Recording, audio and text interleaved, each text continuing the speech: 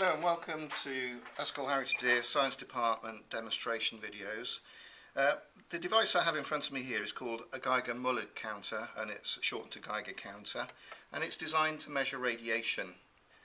And hopefully you'll remember that there are three types of radiation that we're going to investigate: alpha, beta and gamma rays. And this little detector here is able to detect each one of those. It has a very thin window at the end through which the particles and rays can go, creating a small pulse of electricity that is counted by the electronics inside this box. Now at the moment there's no radioactive material anywhere on the table, and if I reset this clock, we'll have a look to see if it detects anything at all. Last time I did this I only had to wait a minute, so let's hope it's not that long. Oh, there we go. One click, one count. Okay, so this detector has detected either an alpha particle, a beta particle or a gamma ray entering the end. Now what does that mean? It means that there is background radiation around us all the time, and it doesn't do us any harm. That background radiation will be different depending upon where you live. For example, if you live in Scotland, where there's a lot of granite rock, then the background radiation is slightly higher. And indeed in Cornwall, there's a lot of granite in Cornwall, and some minerals in that granite are more radioactive, so the background count is higher. In Pembrokeshire we have areas of granite, sandstone, metamorphic rock. We have lots of different types of rock in Pembrokeshire, so the background radiation in Pembrokeshire depends on where you live. What I'd like you to do is I'd like you to work out what the background radiation is in my classroom, and we're going to do that by counting how many pulses the detector detects, and we'll do that for 2 minutes, but I would like you to work out how many counts happened in 1 minute.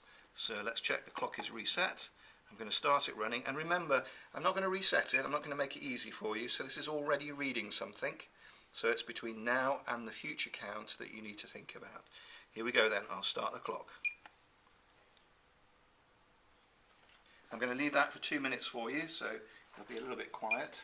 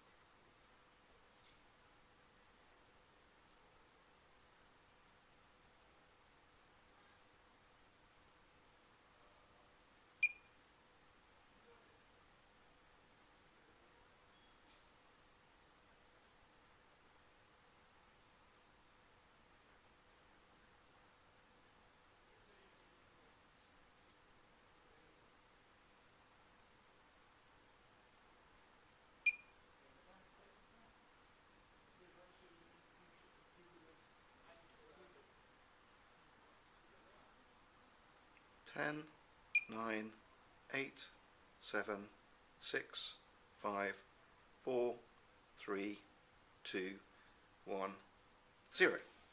Okay, so that was 2 minutes. I'll stop the clock. And what I'd like you to work out then is how many counts happened in just 1 minute. So you needed the number at the beginning, and you needed this number, and then you need to do something with it. Okay, now I'm sure you think, well, maybe that detector just isn't doing anything. So I'm going to bring into the frame a radioactive source.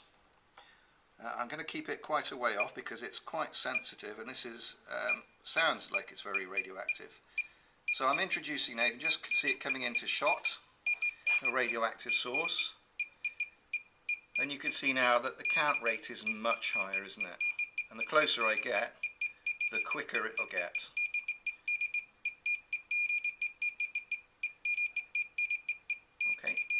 Right, now that sounds really quite dangerous, doesn't it? And then the closer I get, I can actually overwhelm it and it won't be able to measure it anymore. That sounds really radioactive.